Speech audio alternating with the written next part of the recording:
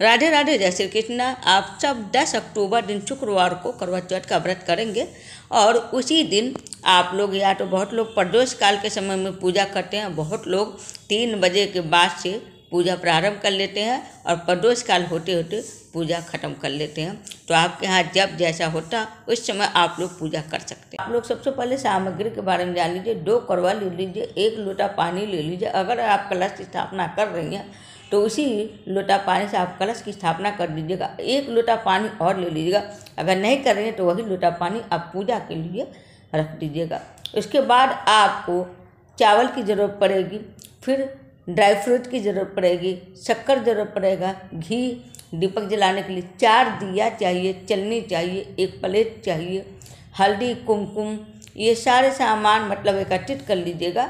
उसके बाद आप बैठिएगा पूजा करने के लिए। और गौरी गणेश जी बनाने के लिए या तो आप पीली मिट्टी ले लीजिए, या तो हल्दी ले लीजिए, या तो गोबर ले लीजिए। इन सबों में से कोई एक भी सामान आप रख लीजिएगा उसको बनाने के लिए, गणेश जी गौरी जी बनाने के लिए। और 8 पूड़ियाँ रखा जाता है, तो 8 पूड़ियाँ जिसे अठावरी कहा जाता है, और हलवा आदि अगर आपके यहाँ बनता चढ़ता तो आप लोग वो भी लेकर तब बैठिएगा। तो अब जानते हैं पूजा विधि के बारे में कि आप लोग पूजा कैसे करेंगे। तो सबसे पहले आप एक लकड़ी का चौकी ले लीजिए, उस पर लाल रंग का कपड़ा बिछा दीजिए, उसके ऊपर करवा माता का फोटो लगा दीजिए। या तो आप गेरू से या तो चावल के आटे से आप करवा दीवार में चौकोर से साफ करके चौकोर में डिजाइन में बनाकर आप इस तरह से बना सकती हैं।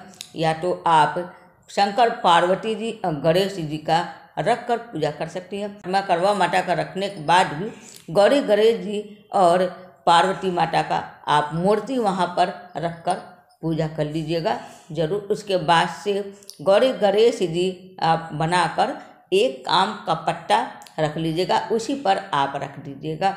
करवा 2 आप उसमें सरई सीख डालकर, एक में ड्राई फ्रूट भरकर, उसके ऊपर ढक्कन लगाकर जो आपके यहाँ भरा जाता है, जैसे आपके यहाँ होता वो सामान मिठाई दक्षिणा के साथ रख कर ढक्कन पर रख दीजिएगा। और एक में सादा पानी और ऊपर मिठाई या तो जो आपके यहाँ रखा जाता है दक्षिणा के साथ रख कर, चावल नीचे रख कर उसको आप स्थापित कर दीजिएगा करवा माता के दोनों साइड में।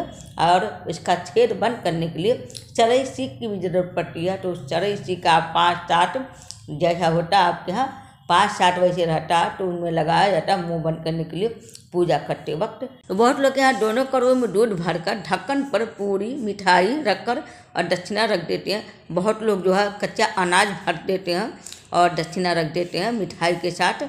तो जैसा आपके यहाँ होता है वैसा आप लोग करवे में भर कर और ढक्कन पर रख कर आप लोग स्थापित कर दीजिए। थोड़ा थोड़ा चावल रख कर या गेहूं के दाने रख के जो भी रखा जाता है आपके यहाँ रख कर आप पूजा कर सकती हैं, क्योंकि ये पूजा खानदानी की परंपरा के हिसाब से होता है। तो अब आप अगर कलश रखती हैं तो कलश की स्थापना के लिए चावल रख लीजिए नीचे ढेरी बनाकर, उसके ऊपर आप कलश का स्थापना कर लीजिए, करवा रख दीजिए। इसके बाद आप शुद्ध गंगा जल लेकर या सादा पानी को ही आप गंगा मैया का नाम स्मरण करके आप छिड़काव कर दीजिए, शुद्ध कर दीजिए। उसके बाद आप हल्दी कुमकुम से टीका लगाइए माता रानी को लेके कलश और सारे चीज़ का। उसके बाद आप पूजा करिए। सरई सीख से करवा को ढक दीजिएगा और कलावा से करवा का मुंह भी बांध दीजिएगा। और करवे के दोनों मुंह पर आप 13 टीका लगा दीजिएगा। उसके बाद कलश पर भी आप टीका लगा के कलश का पूजा करिएगा, दीपक जला दीजिएगा। 4 दिया रखा जाता है, तो 4 दिया आप या तो आप कलश पर एक रख लीजिए और सामने रख दीजिए, या तो करवे के पास आप रख दीजिए। इस तरह से आप 4 दिया वहाँ पर जला दीजिएगा। उसके बाद आप पूजा प्रारंभ कर लीजिएगा। सारे सामान पर टीका लगाते हुए पूजा आप प्रारंभ कर लीजिएगा विधि विधान से। पूजा करते वक्त आप ये मंत्र बोल दीजिएगा, नमः शिवाय सर्वार्य सौभाग्यम संतति शुभाम प्रयच्छ भक्ति वियुक्तानां नारीराम हर वल्लभे। इसके बाद आप प्रार्थना कर लीजिएगा भगवान जी से और क्षमा याचना मांग लीजिएगा करवा माता से और भोलेनाथ माँ पार्वती जी से, सबसे जिसका जिसका पूजा की है आप सबसे अपने भूल चूक का क्षमा मांग लीजिएगा। कथा सुनिएगा तो कथा सुनते वक्त आप हाथ में 13 दाने गेहूं के या आप चावल 13 दाने लेकर कथा को श्रवण करिएगा। श्रवण करने के बाद आप अक्षत पुष्प वहीं कलश के पास नीचे रख दीजिएगा। उसके बाद आप आरती करिएगा और क्षमा याचना करिएगा। भोग लगाइएगा, जो आपके यहाँ भोग लगता है, मिठाई या पुआ जो भी पकवान बनता है उसका आप भोग जरूर लगा दीजिएगा पकवान का। अब आप चंद्रमा को अर्घ देने के लिए ऊपर जाएगा तो एक थाली में आप चलनी रख लीजिएगा। चलनी का आप पहले पूजा कर लीजिएगा। जब करवा चौथ का पूजा करेंगे करवा का तो उस समय आप चलनी को भी 13 जगह टीका लगा के वहीं पर रख दीजिएगा। तो चलनी रख लीजिएगा, 1 लोटा पानी रख लीजिएगा, मिठाई रख लीजिएगा और सिंदूर की डिबिया रख लीजिएगा। ये सारे सामान रख कर आप ऊपर चंद्रमा को अर्घ देते वक्त आपको जरूरत पड़ेगी। और एक दिया, या तो आप चावल के आटे का दिया बना लीजिए। तो चलनी में दिया रख कर आप चंद्रमा का दर्शन कीजिए। उसके बाद पति का चेहरा देखिए। पति का चेहरा देखने के बाद आप चलनी को रख दीजिए एक स्थान पर, दिया को किनारे रख दीजिए।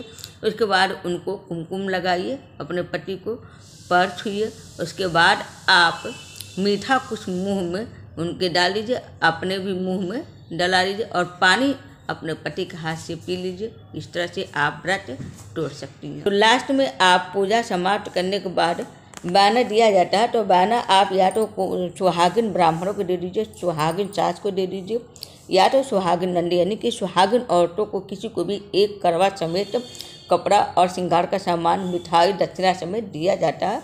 ये बयाना है तो आप उसको दे सकते हैं। उसके बाद अपने सास के देने के बाद अपने घर में बुजुर्गों का पैर छुइए, आशीर्वाद लीजिए और मिलजुल कर सबके साथ आप पालन कीजिए। अगर आपका तबीयत खराब हो जाता है, पीरियड हो जाता है, तो आपका सारा काम आपके पति करेंगे या आपके यहाँ जो लोग बड़े बुजुर्ग हैं उन लोगों से भी आप करवा सकती हैं। आप केवल व्रत रख के पालन कर लीजिए। उम्मीद करती हूँ आप सबको मेरा वीडियो पसंद आया होगा। हरे कृष्ण, हरे महादेव।